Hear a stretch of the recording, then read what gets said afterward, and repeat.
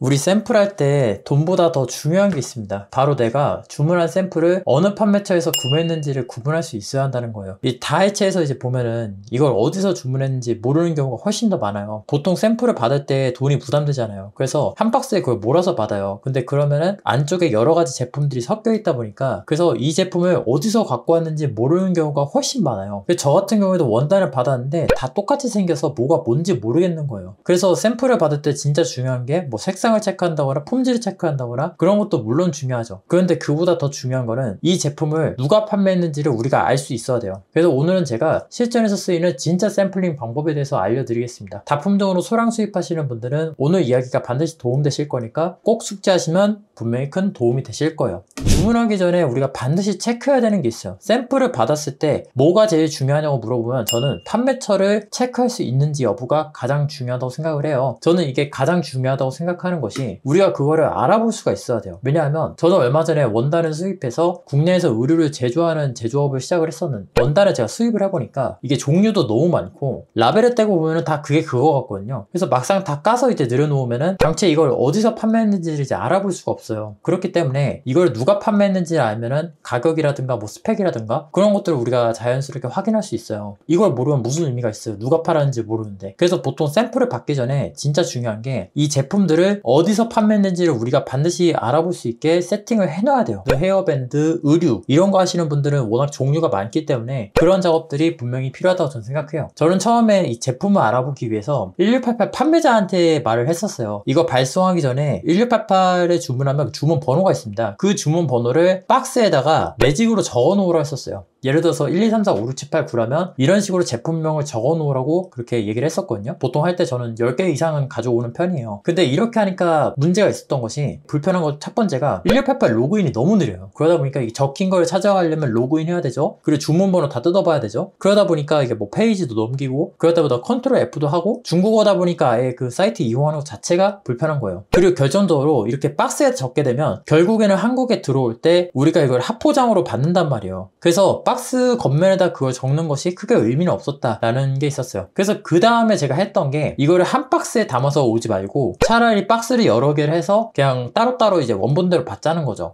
구분할 수 있는 가장 확실한 방법이었어요. 그런데 이렇게 하고 나니까 일단 비용이 너무 청구가 많이 되고요. 쉽게 설명하면 이제 멀티박스라는 게 한 박스가 늘어날 때마다 세간에서 3,000원씩을 더 받아갑니다. 꽤 많이 들죠. 10박스만 해도 거의 3만 원은 넘게 받아가니까 막상 받아서 나열해보니까 공간도 많이 차지하고 해서 좀 별로더라고요. 그렇게 여러 가지 시도들을 했었는데 지금 정착한 해결책을 제가 말씀을 드릴게요. 어떻게 하냐면 한 박스에 받으시고 OPP로 그거를 재포장합니다. OPP로 재포장한 다음에 그 폴리백 위에다가 배송대행지에서 작성한 홈페이지의 주문 정보를 기입해 놓으세요. 이렇게 하면은 비용도 줄이고 주문 정보에도 빠르게 접근할 수 있어요. 지금은 이제 겉면에다 주문 번호를 반드시 표기해서 샘플을 받고 있어요. 발견했던 방법 중에서 이게 제일 쉽고 가장 빠르게 접근할 수 있는 방법이었어요. 왜냐하면 이 주문 번호가 있으면 내가 어떤 거를 주문했는지를 알 수 있잖아요. 그래서 그 주문 번호를 검색을 해서 주문서에 링크가 있습니다. 그 링크에 들어가면은 내가 어떤 판매자한테서 이거를 구매했는지를 알 수 있으니까 제가 발견했던 방법 중에는 이게 제일 빠르고 가장 확실한 방법이었어요. 다량의 샘플링을 하시기 전에 쓰고 계신 배송대행지에 요청을 하세요. 겉면에 알아볼 수 있게 마킹을 해달라고 말이죠. 여기서 실전 팁 하나 드리면 눈치가 조금 빠르신 분들은 이 OPP 봉투를 굳이 할 필요가 없다는 사실을 아실 거예요. 무슨 소리냐면 보통 택배가 올 때 웬만한 사이즈가 아니면 택배 봉투채로 오는 경우가 훨씬 더 많습니다. 실제로 뭐 원단이라 액세서리라 뭐 그런 것들 말이죠. 그러면은 굳이 이걸 OPP로 할 필요가 없이 그 택배보드 겉면에다가 내용을 적어 놓으면은 굳이 그거를 OPP로 재포장할 필요가 없잖아요. 그렇게 하면은 약간의 경비도 조금 덜 수 있는 장점이 있어요. 그래서 판매처 같은 경우는 이렇게 구분하시면은 샘플링을 더 원활하게 하실 수 있으세요. 그 밖에 꼭 알아야 할 게 있다면은 샘플 양이 많게 되면은 한 번에 이게 통관이 안 됩니다. 보통 샘플링은 개인 통관으로 진행이 되거든요. 간단히 요약하면 사업자 통관은 판매 목적이고 개인 통관은 개인 사용 목적이에요. 개인 통관이 더 저렴하고 더 절차도 간단해서 샘플링은 보통 개인 통관으로 받습니다. 그런데 수량이 많게 되면 세관 입장에서는 너 이거 판매용이지 하면서 곤란을 겪는 상황이 발생할 수 있어요. 그래서 한 번 들어올 때마다 그 적절한 그 수량을 조절하는 게 중요한데 더군다나 만약에 전자기기를 우리가 샘플로 받는다고 하면 하루에 이제 한 개씩만 나가야 되잖아요. 그러다 보니까 샘플을 받는 게 더 힘들어요. 워낙 품목별로 몇 개를 받아야 적정 수량인지가 좀 케바케입니다. 예를 들어서 못 같은 거, 못이라고 한다면은 50개 이렇게 받을 수도 있죠. 뭐 쟁여놓고 쓸 수도 있는 거니까. 그런데 만약에 뭐 이어폰이다. 근데 그걸 50개를 받는다 하면은 다른 각도로 그걸 해석을 할 수 있을 것 같아요. 그렇기 때문에 이거는 배대지와 상의 후에 결정하시는 게 좋습니다. 경험이 많은 배대지일수록 풍무만 봐도 하루에 이제 몇 개 정도까지 이제 커칠 수 있다는 그 느낌이 오거든요. 그렇기 때문에 반드시 배대지와 상의를 하시는 건 전 추천드릴게요.